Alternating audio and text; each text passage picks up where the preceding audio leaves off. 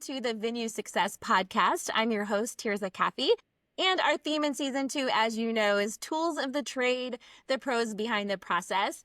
And I am so excited for today. I am joined by a fellow venue coach, a friend in the industry. Today we have the famous Kristin Binford on the show. And the crowd goes wild. She is the owner of Haw Valley outside of St. Louis, Missouri. I think I have that right.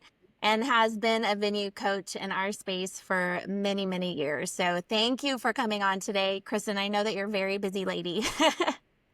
I am excited to be here. We're going to have a lot of fun. Oh my gosh, yes. All right. So I literally texted Kristin last night. And for those faithful listeners that come on and listen to the first 10 minutes of every show, just because you want to hear the crazy story, I texted Kristin. I was like, girlfriend, I have a feeling, like, I just knew that she probably had some great stories for us. We are going to do crazy stories with Kristin Binford because people have lost their minds. So I haven't even heard your story yet. So this is going to be fresh content for me as well. So tell us your crazy story. Oh my gosh. I am grateful to say that we don't have that many, but I've heard a lot after working with so many venue owners over the years. I reached out to my team this morning. We were talking about like, what can we say on air that's a crazy story? And I would say this one happened twice. It's not our shining crowning moment by any stretch of the imagination, but we had a sewer backup once badly at rehearsal dinner and then a second time at a wedding. And let me tell you, talk about not fun. Super grateful. Like, rehearsal dinner is usually easy peasy. It was the very end of the night. I had turned off my phone. I'm like, they're done. We're all good. And my venue manager ended up calling me like 30 minutes later. And she's like, 3 or 4 missed calls. It had backed up into what was our groom's room at the time. Not good. Number one. Number two, I ended up buying her new shoes on top of other things from that fun experience. And number 3, I bought a bridesmaid a lot of makeup because her makeup was sitting on the floor in the midst of all of this stuff. So the good news is we have a plumber that actually his daughter got married here. They live next door. And so he came quickly. And here's the worst part of it. You know why the sewage backed up? Oh, no. There were underwear wrapped around our septic grinder. So that was a whole lot of fun. So they flushed the undies down the toilet. Yes. Yes. Oh my goodness. Yes. Oh my goodness. So that, and then the other time it happened at a wedding. And I only say the second one's not funny necessarily, but we learned something with that one because that was at a wedding. We had to shut down the potties. Of course, that does not go well. Oh, yeah. 150 or 200 people in your space. But by the grace of God, our bridal suite, which I'm sitting in right now, actually has a separate line. So we could send people over here to use the bathroom. So if anybody listening is a new wedding venue owner, having flushable toilets is a big, big, big deal. And so I was very grateful that we had the backup. Yes. Not honestly intentionally, just like it worked out that way. Oh so my gosh. How's that for early on in the podcast, I told a story, and it was actually, I don't know if you saw something I had posted recently about this, someone that had read my response to a bad review, but it was related to a toilet situation because they had come prepared because they didn't like that I was standing my ground with our policies and guidelines, and I had to tell them no a couple times, and they had come prepared to vandalize and the reason why I know this is because they flushed corn on the cob down the toilet. And we also have a septic, and we've never served corn on the cob. We are not that venue. Like, it's not ever been on our menu. And we were, like digging corn on the cob out of there. And I'm like, the things that you just never imagine that you're going to, I literally have pictures with my husband with his head like in the septic, like pulling the stuff out. I mean, it is not glamorous. No. People think we're fluffing dresses, and so much more often I think we're being the janitor. It's so true. We came in, so when that happened, we were also in bed, right? Like, you just wait until, you're like pretty sure things are fine. And we thankfully at the end of our career weren't at our venue most of the time, which is the goal, right? And so we had also kind of turned our phones off. By the time we heard what happened and raced there, same situation. They were using our bridal suite bathroom, but it was in like the heat of the dance. And so people are drinking a lot, right? Anyone that is listening and like people pee a lot when they're drinking. Like, I'm blown away by how much people drink. I'm like, I don't even drink that much water. How did you just drink 4 Topo Chicos in the last 30 minutes? Anyway, right? They're peeing a lot. And so we got there, and our property, it's not big. It's like 5 acres. It was probably 300 yards of people like spread out, but in a line to go to one toilet. And I'm Yeah. like, this is a disaster. Then people didn't want to wait. And so they were just peeing all over the place in the bushes, of course. So anyway, we have replaced many a grinder in our sump pump. Yeah, not fun. Thankful to have the extra potty. You reminded me of one other one. Can I share one quick Go one for that it. you just reminded me of?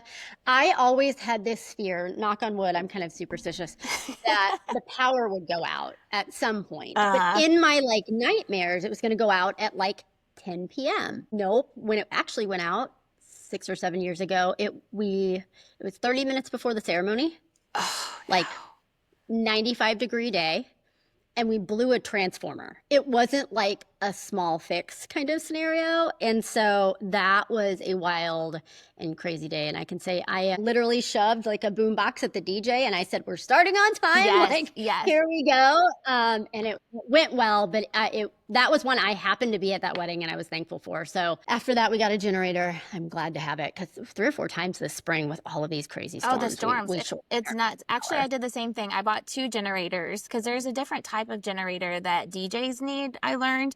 But so I bought 2 generators and I'm like, if I have them, I'll never use them. And when we sold our venue back in April, I literally handed them 2 brand new generators in the box. And I literally bought them just because I'm like, if I have them, we won't need them. It'll be right. fine. I know. You're a little superstitious too. Yeah, Okay, good. I'm in good company. But I think something that you said, Kristin, is really good. So we have a lot of newer venue owners that listen to the show.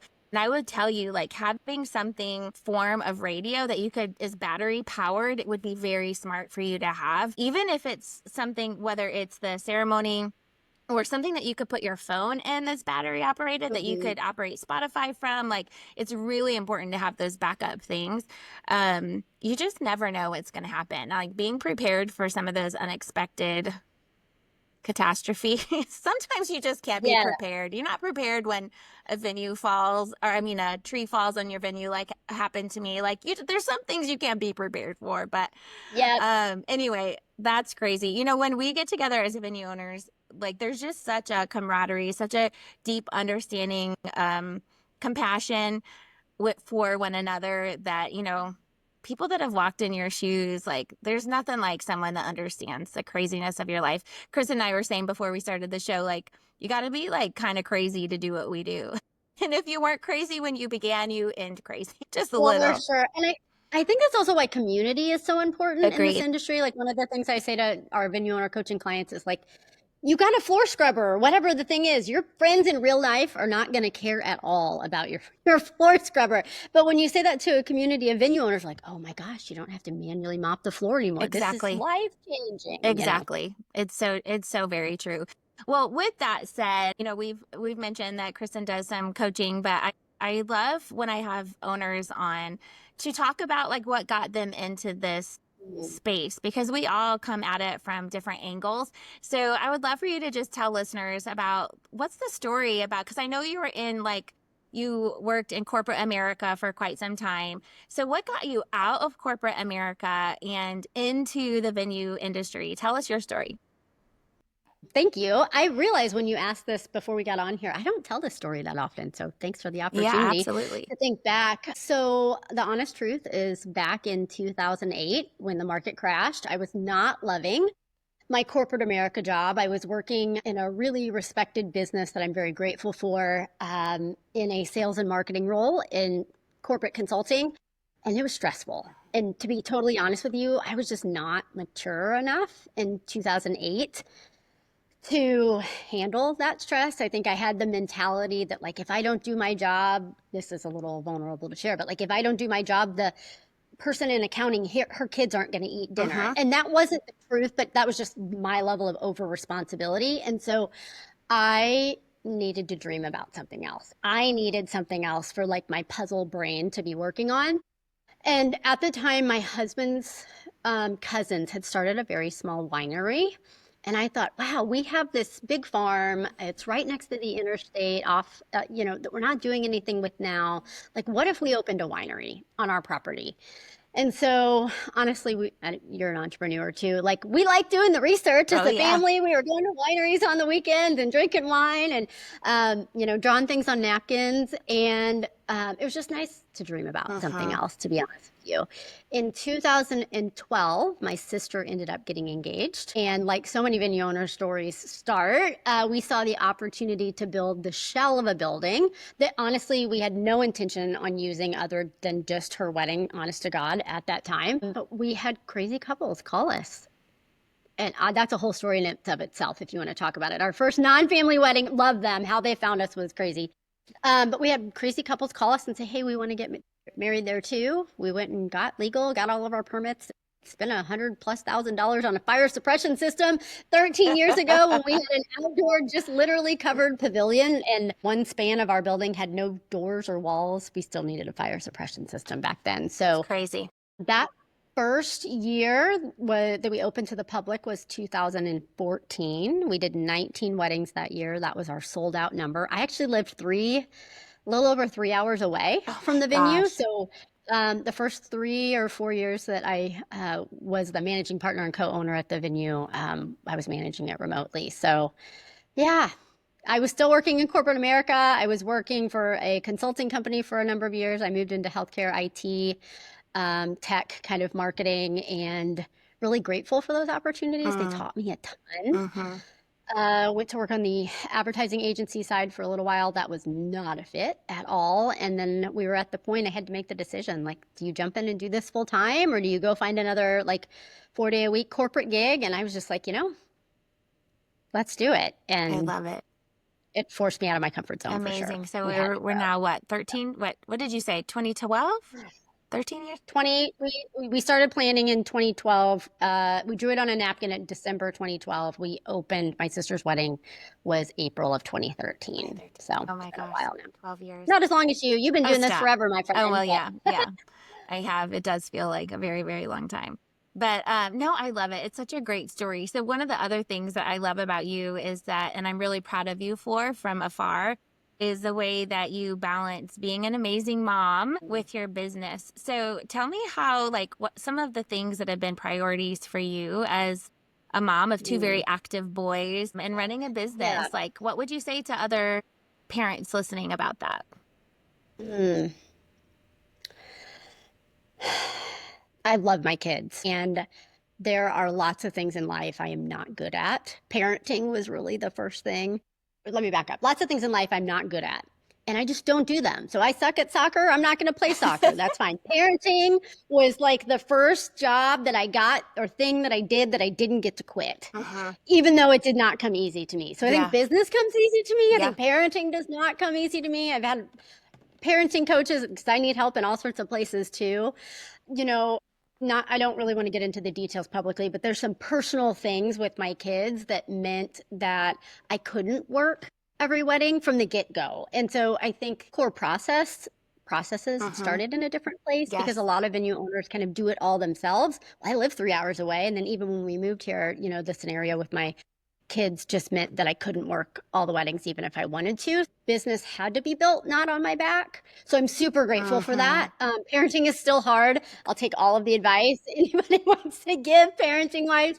My kids are 11 and just turned 5 last week now. So, and I was pregnant with my first right before we opened the venue. So it's crazy. And it's wild, like these sweet kids have grown up in this space. Like they don't really know anything different. It's really great. But I just want, my 2 cents with that, with parenting is that there's been times in my life, man, gosh, if I could rewind time and do it differently, I would. When my kids were your age, it was too busy.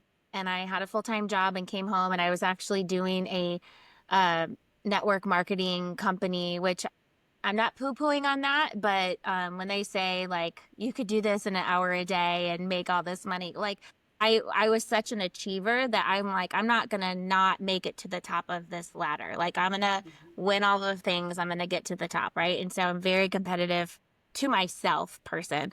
And so I spent 3 years every night on my computer doing trainings, doing all this stuff. And I regret that. And so if you're listening and you are someone that finds it like a badge of honor to be a workaholic, I just want to tell you it's not a badge of honor. Like, these moments that we have with our kids are fleeting.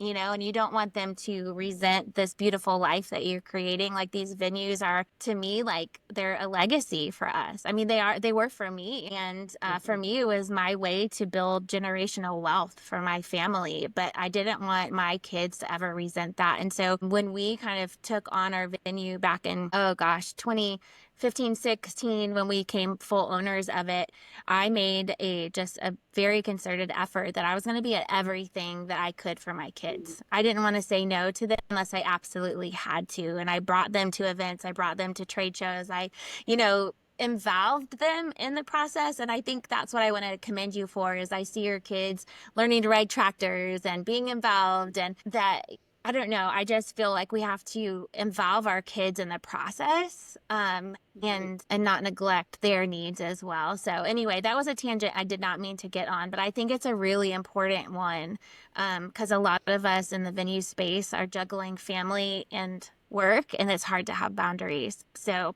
one of the things that we didn't have planned to talk about, but Kristin is very passionate about, is burnout and how to create a sustainable business where it's not taking every second of every day. So an important conversation. All right. So let's transition a little bit to the most popular question that I get asked. And I decided I'm going to ask it to Kristin because everybody asks me. So what is your take on the state of the venue industry right now? Because we are in all the same Facebook groups and we silently smile. I try to respond as often as I can, but honestly, I'm so tired right at the moment, like seeing the same thing over and over. What is your take on what's happening? Yeah, I'm writing this down so I don't forget. I think that this is not me being a forever positive person or optimist, but it's like there's always a way to win. And so when you build like your seat and your table of who you're sitting around and like who you're taking data in from, like, are you sitting with and arguing, like sitting with people who are arguing for what's not possible, or are you sitting with people who are arguing for what's possible? Absolutely. And I just see a whole lot of like not what's not possible in Facebook groups. And I say this like a little bit sensitively, I guess, but I also see a number of folks over the years who we've had calls with, and for whatever reason, it wasn't a fit to work together, giving a lot of advice, but they, from behind the scenes, like they're not happy in their business, or they're burnt out, or like they wish their business looked different too. And so I would just say, it certainly doesn't have to be me. It doesn't have to, just be careful, like where you're consuming data from. Level up with the people around you who are winning right now, because winning right now is harder than it's ever been. Yes. I mean, I think that the wedding industry in large part was built because of what I would call like the Pinterest problem. Like everybody just copied off everybody who copied off everybody else who copied off everybody else. And I think we're going to continue to see kind of more distribution maybe between people who are having and finding success and people who aren't. And in a lot of ways, because this industry copies off somebody else who copies off somebody else like it all just starts to sound the same. Yes. And look the same. Yes. And if I had $1 for every venue owner who said, but my space is so unique. Okay, I get that. But you're being compared against somebody, if your couples are booking, they're booking someone now, even if they're not booking you. And so state of the industry wise, I think that, for a number of years, we've seen a downturn in terms of desirability of barns and rustic spaces, in part because if you just think about the way, so many of us got into this 10, 12 years ago, barns existed across North America for a very long time. There's just a lot of them and they're not that different. The stories are not that different. It's not that winning isn't possible, but I can tell you for our space, like, would we fit into the barn category for some couples? Sure. Would we fit into a more rustic category? Yes. Has that been language that I've used anywhere in probably 10 years? No. The photography that we're choosing to feature our space? No. And so overall, I always think winning is possible. Yeah. I think we're going to continue to see more venues get into more service lines. I think that's going to bump into some other industry pros and other niches. I think that's happening now. We're probably going to see more of that. We're going to continue to see more venues open. One of the things that we said before we get on the phone here is you have to be half crazy to spend $2 million on a building and hope somebody rents your Fridays, Saturdays, and Sundays. But there will always be someone optimistic who thinks they can do it better than the person who's kind of in the seat. So doing more of the same thing is not going to work better. There's not. I don't believe we're still in a COVID bubble, or we're in a last thing, and I'll quit talking. For anyone who followed me back in 2019, I was saying publicly, I think this might be our last best year ever, because the tipping of supply and demand we're really starting to see. In my opinion, back in 2019, nobody knew 2020 would happen. When it did, it impacted calendars for several years. Now we're at a normalized demand. Or maybe slightly low, but a lot more competitors, and that's not going to change. No, absolutely. So. Yeah. I'm so glad that you said that, because you're spot on in my exact opinion. I think that a lot of people in general are just feeling like people are buying differently as well. So in addition to the oversaturation issue, I think that there is a generation, and I do think it was not just COVID, but I think about, I have a 19 and 20-year-old, and I think about how that period of time affected the way that they think and feel and approach the world, and it deeply impacted people and will impact them for a while. So when we talk about, when people talk about the engagement gap, which was real, and the COVID bubble, real, we all had this fantastic 2021. It wasn't real, guys. It was if you had, like me, 65 postponements, of course it looked good for a second. But I think that there is also kind of the part B to what you said that I believe is that there is a generational consumer change in the way that people are easily overwhelmed. I've seen an increase in people having a more group mentality in the way that they make their decision. I've seen a lot of the moms come out of the woodwork. I hadn't seen them for a while, and then they came back because their kids, for whatever reason it is, I call them baby bears. They still want to be snuggled up close to their mom. They're a little worried. They are apprehensive. They have a lot of fear and insecurity.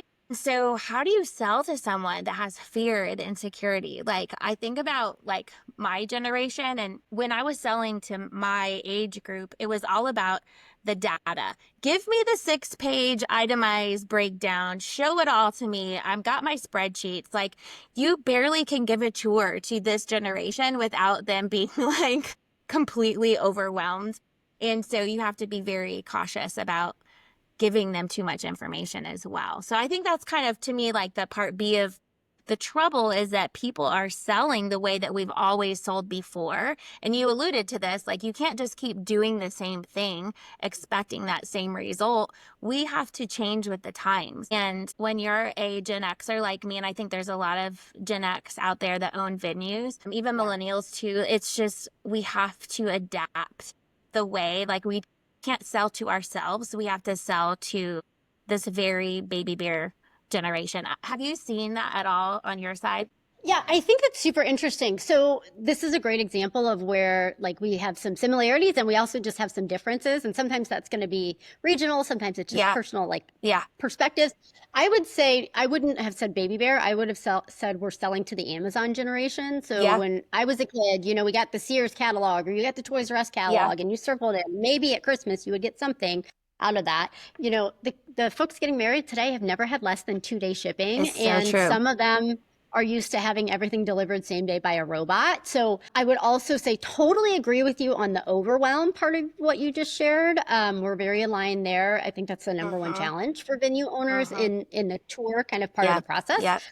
I don't know that, I think my belief is a little different on the how you overcome overwhelm. Does that make sense? So I don't know that it's necessarily holding back information, because people want what we want and we want it now because we're the Amazon generation, but it's about being much more intentional about when and how that is shared in a way that's 100%. not more overwhelming. So I agree. What I'm saying is you have to, everything that you say is important, right? Because they have a TikTok mindset. So it's you have to count your words. If you only get 100 words, make sure that the 100 words are really great and they're about them and not about yourself.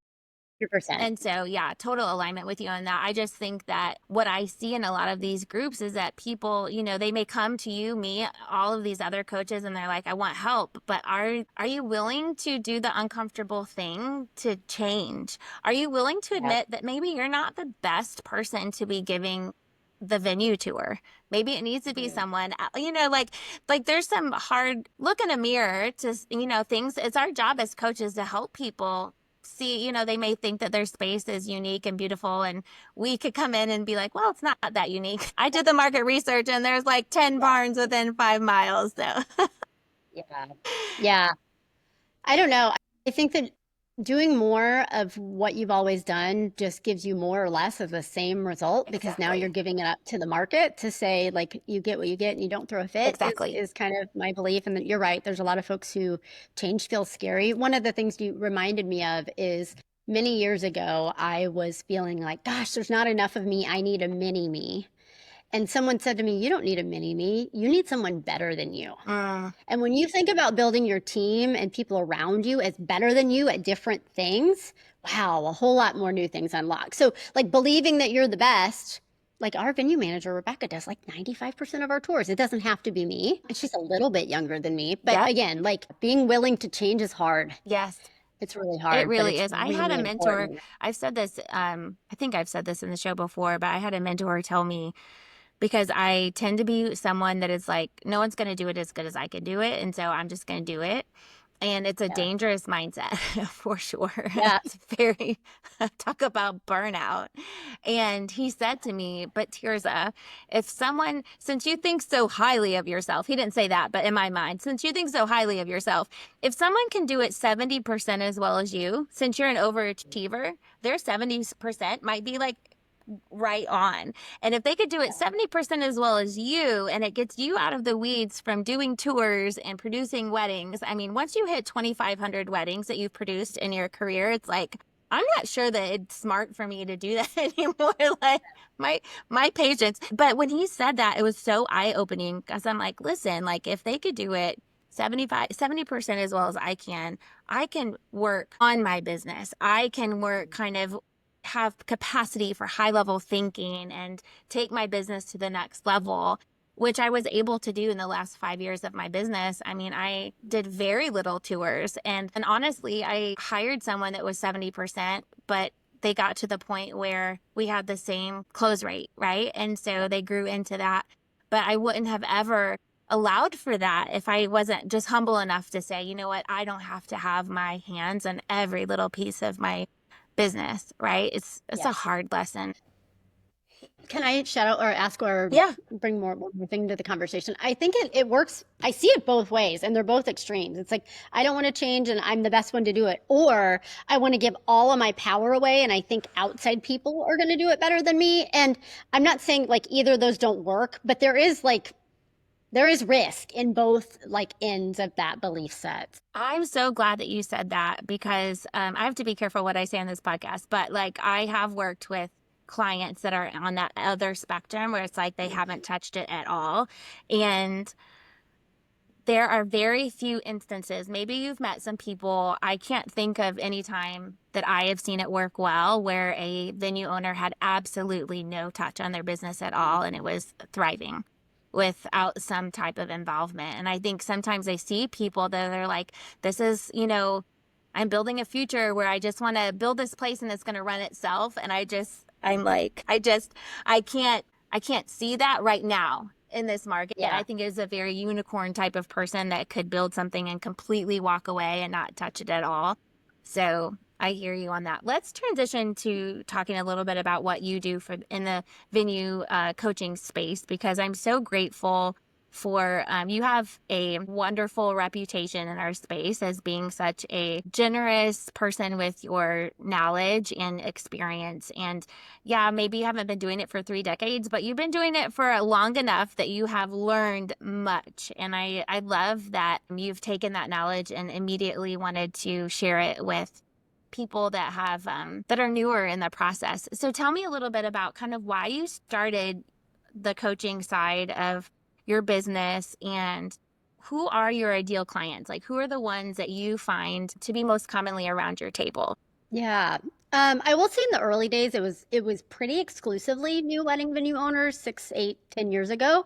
That's transitioned to probably like 60% new venue owners, 40% people have been in the business for quite a long time, but they've hit some kind of ceiling, or Mm-hmm. they're doing it all themselves, or like they want to grow, but they don't know how. So it's a pretty solid mix, I would say, these days.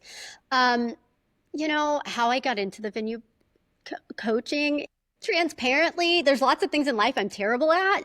One of my unique gifts is seeing market need early. Like it's just one of those things that I see. And I said, I'm seeing wedding photographers lose market share to moms with cameras, and wedding photographers are becoming educators of moms with cameras. And the same thing is going to happen Yes. in the venue space as it gets more competitive, as it gets more Mm-hmm. saturated. And I thought, at that time, I didn't, for like the first 2 years I was helping people, I wouldn't have said I was a coach. I didn't feel like that was fair. I was just a venue owner who wanted to help other venue owners. And that identity, I didn't feel like I had earned, if that makes sense. But, in terms of how or why, I guess, is I knew that I had built a business that wasn't built on my back. And I built it from not that it's better, it's just a different starting point. Yes. Like when you're the person who's doing all the things, you can grow up to what, 20, 30, 40, maybe 50 weddings a year. You run out of you. There's a reason they say the bottleneck is at the top of the bottle. I couldn't do that. I was still working full time. I had a kiddo with some extra needs. And so I knew like our starting point was just different. And I knew I could help people, Yeah. and I wanted to help Yeah. people. And that's really where it came from. Gosh, it's been a long time ago. Like I remember one of my fears when I started coaching or supporting other venue owners was like, oh no, do I look too young? Are they not going to take me seriously? Mm-hmm. Yeah, I don't, I don't have that Oh, fear as stop. much. And I've been doing this a long time. And so really, there's all sorts of venue owners who run really cool businesses and Mm-hmm. different niches and different ideal clients. I would say I'm really grateful for you and for so many of the other wedding pros who've stepped into this space and serve folks who I would have told them years ago, I'm not the best person to help you, but I didn't have a good referral network back Right. then of folks to send them Right. to. The folks we most often work with now, I would say, are mid-market venues. I would say maybe like 75% venue only or venue plus bar kind of model. 25% might be in a more all-inclusive style model, but I'm not teaching someone how to be all-inclusive. I would send them to you for that. Mm-hmm. So if they're doing that well, but there's other parts of their Right. business, then potentially that could be a fit. Sometimes so, sometimes not. And it's really from a sales, marketing, and operations perspective. So full stack. How do I attract our ideal couples? How do I Mm-hmm. serve more of them? And how do I do it in a way that I can protect my time and still give them a really great experience? I love that. So I'm going to circle back to some other things that I know you're doing because I'd love for you to talk about that. But as you bring in, like, as you think about some of those newer venue owners that you've worked with, what are some of those common misconceptions that you feel like there's a little like sweet naivety that comes with these people that are like, oh, it's been my dream to own a wedding venue. And I'm not the killer of dreams. I'm not trying to make fun of people if they feel that way. But also, like, you got to have a dose of reality as well. Yeah. But what do you see some of those common misconceptions to be? Yeah. So for the early phase, kind of common misconceptions, 12, 14 years ago, build it and they will come worked. That was an effective marketing strategy, is absolutely not an effective Mm-hmm. marketing strategy today. Mm-hmm. That would be the first one that comes to mind. Another one that just like, oh, gives me a little bit of like the feels when I hear people say it is like, oh, we're going to have a couple of test weddings. There's no such thing as a test wedding. It's someone's real wedding. And, one of the things we talk about on our team is we just had a big team meeting this week. Like, we don't get it. This is like the championship game every Friday, Saturday, and Sunday. You don't get a do over, and neither do we. So it doesn't matter how many weddings we've already hosted. This is their one and only chance. Yes. And we need to treat this like their one and only chance. Another misconception I would say is feeling like in the first 10 weddings, you're going to figure a lot of stuff out. We just had a wedding like a month ago where I was like, wow, all of these weddings, and that's never happened before. So you're always still going to be Absolutely. learning. And then the last one I would say that I think is by far the hardest thing for new wedding venue owners is that this is a unique business in that when a couple comes in, you're making promises that you have to execute against 6, 12, 18, 24 months from now. And those promises, you don't know in a lot of cases whether that's going to go well or not go well. And Right. then once it's in pictures and you've already said yes to all of the couples before that wedding day who wanted that thing, Now it's really hard to like undo that. So yeah, I would say those are some of the things that come to mind for Yeah. new wedding venuers. And Yeah. we were all new. Like, hey, I just had the blessing of getting into this business when our most direct competitor had a gravel floor and a wood barn. Now our most direct competitors have spent $3 to $5 million building venues. Right. It's just a much different space. It is very, very different. I'll be curious to see what happens in 5 years. I'm like you, I'm always looking ahead. I don't like to look in the past. I don't like to complain about what's happening. I'm not a big, like, in my nature, a complaining type of person. Like, I don't like talking about problems as much as I like bringing solutions to the table. Like, and I like to surround myself with people that are like that. And I think that that's the important question to have, like, as we have challenges. It's not just like moaning and complaining about, you know, the tour cycle, and like the buying cycle is totally different right now, but it's like, okay, well, how are we going to adjust this? How are we going to adapt? And sometimes we have to adapt more often than we we really want to, but Yep. we gotta look for solutions. It's one of the things that, when one of my deep passions was my full-time team at my venue, and one of the things that I taught them often is, like, you're gonna find problems all of the time, but don't bring it to me unless you have at least 2 to 3 solutions. And I wanted them to just learn that concept of, like, being solution oriented and not staying in that negativity. So I think it's a really important lesson for us. So let's talk about your coaching program. And if people are interested in kind of working with you, I love the fact that you have inquiry calls just like we all do, and that we will be honest Mm-hmm. if it's not a good fit, because we want you to win. We are not in coaching to be millionaires. We are not in coaching I mean, all of the coaches that I know specifically are doing this out of the goodness of our hearts. Obviously, there's a lot of time and effort that goes into it. And I do want to say, before you talk about that, I want to talk for just one moment about investing in a coach. Mm-hmm.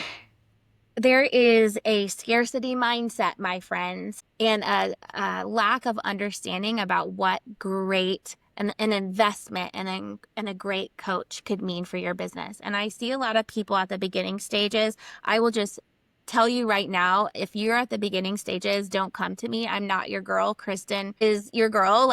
But I know that you do many other things, but I like working with people that are a little bit more established and they know their issues a little bit more. Like, it's just my personality. So that's what I do. But I think one of the things that I would say to brand new venue owners is, as you are working out your plan, and you're planning for, like, my venue's going to cost this much, and my licensing is going to cost this, and I'm going to have to get an attorney for these things, and you're working on your budget, I would say probably 98% of you do not have a category for professional development. I don't know if you agree with that, but that's what I have seen. 100%. And I think it's a really big mistake. It's a really big mistake in every area of my life, not just in this venue space, but every area of my life. I have put someone, or chosen to be at a table with someone that has gone before me. And I think that's the key to the success that I've had in my life, is that I've been humble enough to listen to the advice of those who've gone before me. And so I just want to encourage you that if you're sitting there and you're, like, seeing what my coaching costs, or Kristin's coaching, or anybody out there that is doing high level, really great experienced coaching, it is worth the investment. It is worth it. And the amount that we often charge is so much less than what the world is charging for coaching. I mean, That's super fair. it Yeah. is. So anyway, I just felt like I've never said that out loud on the podcast, but it's burned my saddle sometimes when even, people are like, oh my gosh, like, their concept of what they're going to get from that. Like, I also think they don't understand, like, gosh, if you could pay someone X amount of money and 10X your business in the next 5 years, would it not be worth it? But I mean, that's true whether you're a new venue owner or an established venue owner, True. right? I think that's super fast. What's always been fascinating to me, so here's my, like, shock and awe, I guess, sometimes about this industry is I think many venue owners can justify, I need a new patio and I'm going to spend X amount of dollars on this hard good thing that I can see.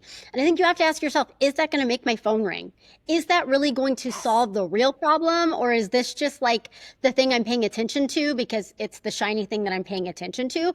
When I talk with new wedding venue owners, it's so sweet when they're like, we're almost done. I'm like, meh, you're almost ready. There's a difference because wedding venue owners never stop having good ideas. And so again, whether you're a new venue owner or an established venue owner, I think you have to ask yourself the question, well, first of all, especially if you're an established venue owner, like you got to value your time.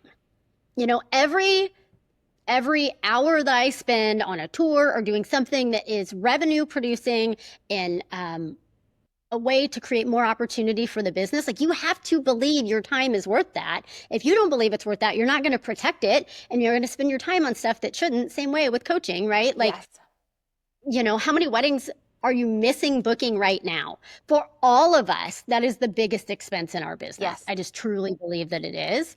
But you have to be willing to look at your business from a different lens. And I'm not saying that for your benefit or my benefit. I'm truly saying that for the benefit of venue owners everywhere. And last thing, like pretending there's a cost of doing nothing is not true. Oh my gosh. Yes. So, you know, continuing to do the same thing and hoping for tomorrow to be different is not what is going to shake out the winners and the folks who are having more challenges in this business. I think, oh gosh, man, we could talk a lot about capital improvements, but I think that sometimes when we're feeling this urge to do something, it's easy for us as venue owners because listen, the to-do list is ever growing.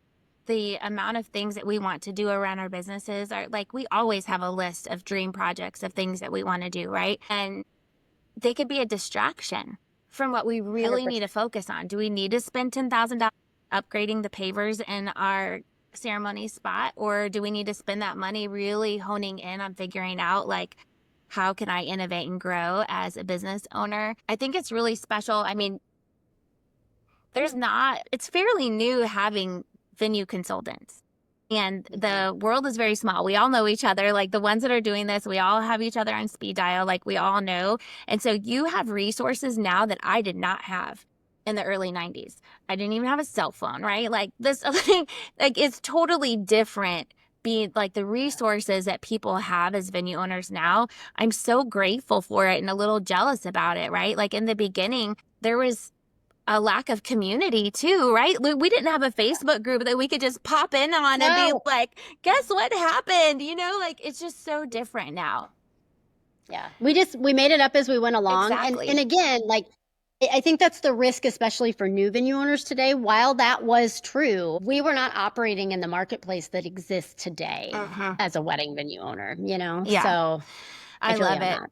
I mean, it's such a good conversation to have. But so if someone meets with you and they're like, Kristin, I really, really want to work with you, like what are some of their options? And of course, we're going to put in the show notes, we're going to put Kristin's website and ways that you could get a hold of her. I know that she is always able to schedule a call, like an inquiry call with her to be able to hear about you and your needs and see if she'd be a great fit. But what are some of the options that people would have if you kind of pass that initial interview process? What are some of the options to work with you? Yeah. So the first I would say for anybody listening to this podcast who doesn't own a venue yet and you're serious about owning, and I would say don't get it stuck in your head. Building is the right answer. Buying could be the right answer in today's marketplace. But if you're serious about this industry, we generally host a once a year in-person kind of VIP behind the scenes event. It's just been so well received so many times. And if you don't get into the industry and you invest to come something like that, you're still saving a lot of money from what you learned, right? Like that would be the first thing that I would say. So the second would be, you know, the Venue Accelerator is the program and coaching that we have had. I created many years ago and have updated over time. Not just from my own experience, but from the experience coaching so many venue owners over the years. We've been blessed to see a lot of things. It's the right fit for some folks, and it is not the right fit for others. And what I can tell you beyond a shadow of a doubt is I'm very grateful we have a good reputation in the industry, and I think that's because we're honest. So if somebody else is better, if Tirzah or any of the amazing other kind of venue coaches and consultants are out there, we will be 100% honest with you. Probably 40% of the time in those calls, we do refer out. So it's definitely not just a sales call. It's really like, let's see where you're at. Absolutely. And if we can help, we'll tell you. If we think somebody else is better, we'll tell you that too. Because like you said earlier in the show, we really want venue owners to win. Absolutely. But you've got to be willing to take action. So whether it's our calendar or somebody else's calendar, like my invitation to you today is don't keep doing the same thing. And I would also say be discerning over whether you just need another tip or trick. I think those are the things you find in Facebook groups, or do you really need a plan? Because that is different if you really are going to be creating new outcomes in the business. It's so well said. So well said. And I think, I mean, we all come at this from a different perspective. We all have different needs. We have different backgrounds coming into even venue ownership. I think what I've seen a lot is people that come into the venue space they haven't had that corporate background of sales and marketing. Like they've had hospitality background. And so they're really great at throwing these incredible events, but they feel overwhelmed and maybe even insecure a little bit about some of the technology side of the unsexy parts maybe of this business side of things. And so it's good to have the right people in your corner. I know Kristin and I share a lot of similarities with our reference for people that do SEO or insurance or legal advice. And that's why I named this season what I did, because it truly is a toolbox of, I may be a hammer and someone else is a chisel. I don't know,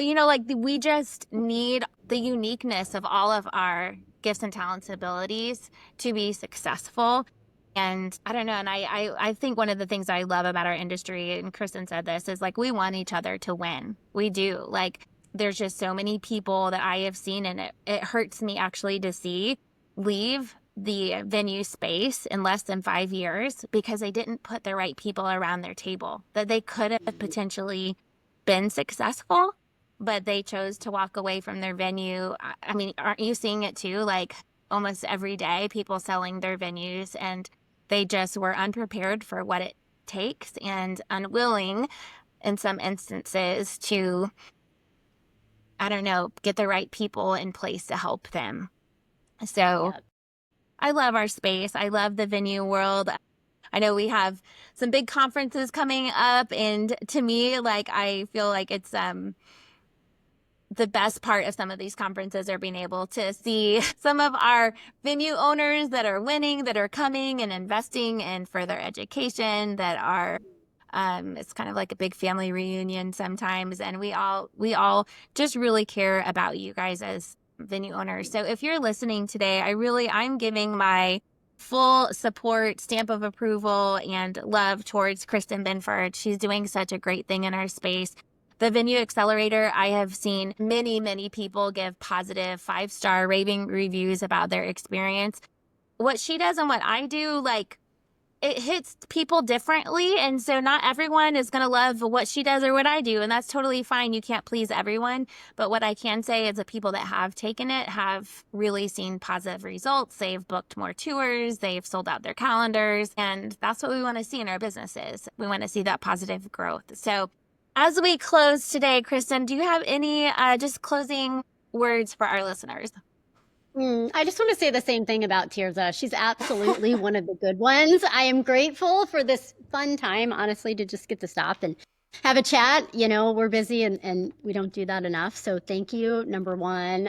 And number two, I would just say, like, I think you would agree with this, but I want venue owners to win. And I also just want thousands of couples around the country and around the world to win, because when we help people get more of what they want, the easier it is for people to buy, and we don't have to sell. And so that to me is where so much of the fun gets to live and the joy gets to live in this business. And you said it earlier, but I'm a huge proponent of building a business that doesn't burn you out. And I see a lot of that. And so just remember, guys, like it's so easy to get into the like day to day and the 3 weddings we have this weekend or the wedding we have next weekend or whatever it is. But if you're not stopping intentionally and actively and looking at like where are we going, it's really easy to either just avoid it and pretend it's not happening and be heads down, and that's not going to serve you well, or be heads down and be way off left or off right in your ship because you're not stopping to look where you're headed. So celebrating anyone listening to this podcast today, because that means you are taking time and being intentional in your business. And I would just say, don't leave it in the room.